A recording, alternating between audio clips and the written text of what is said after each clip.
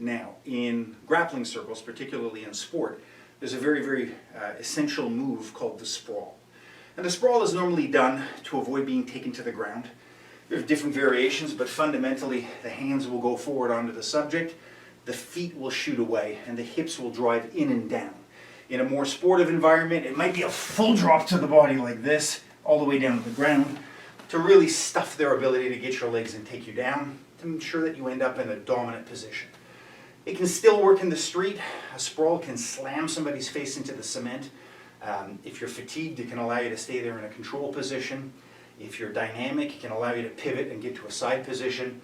The arguable danger is that by fully going to the floor, you're particularly more vulnerable to second and third attackers, and you might be volunteering for that close range attack.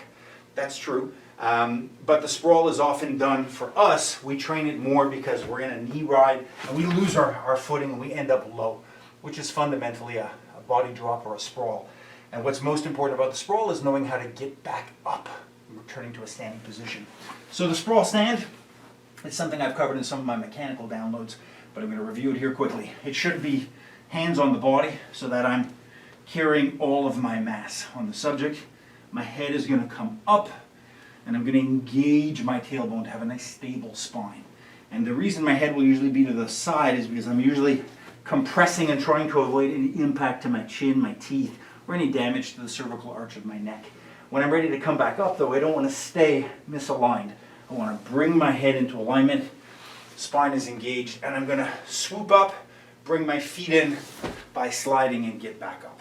So in a mechanical solo exercise, I might be doing it almost like a push-up, going into my control, head back into alignment, and then standing in this manner.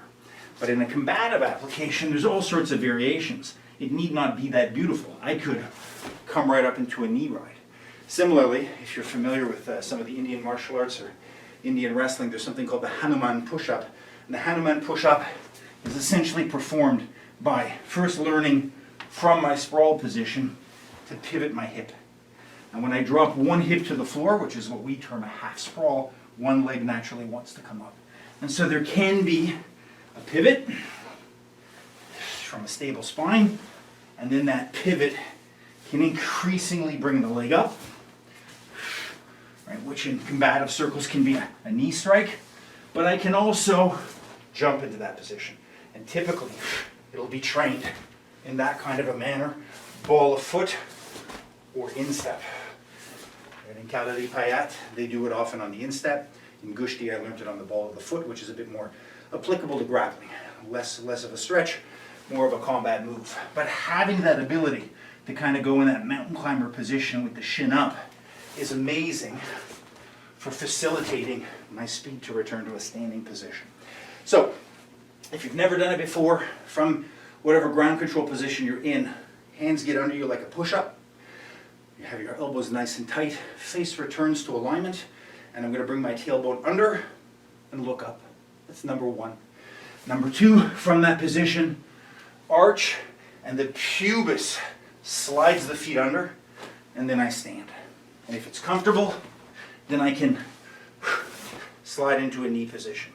If I want to develop explosiveness or power, I can look at rotating in that stability and progressively walk those knees up until they can be exploded up into that kind of a position. And then from there, I can use that to pop up into my knee ride or my body drop and to move on to my next step.